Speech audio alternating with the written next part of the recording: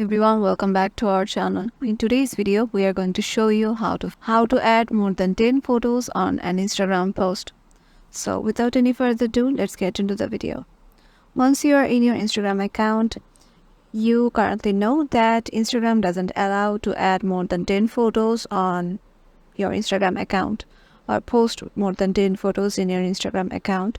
But as you want to do that, you must know that Instagram doesn't allow some of other countries to post more than 10 photos because you might see in some countries people are posting 20 photos or 15 photos on a carousel, but in some countries Instagram doesn't allow that. If you see though, but they are doing it on a test purpose or some other information collection, that's it.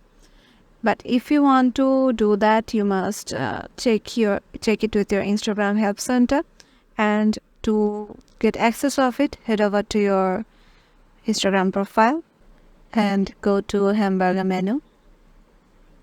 If you scroll down, you can see an option help. Then you just have to click on support requests. Then you might give your request of adding more than 10 photos on an Instagram post. Sometimes they might allow you to add more than 10 photos, or they might do original testing on your area also. If this video helped you out, make sure to give it a thumbs up and subscribe to our channel, and we'll see you in the next video. Stay tuned.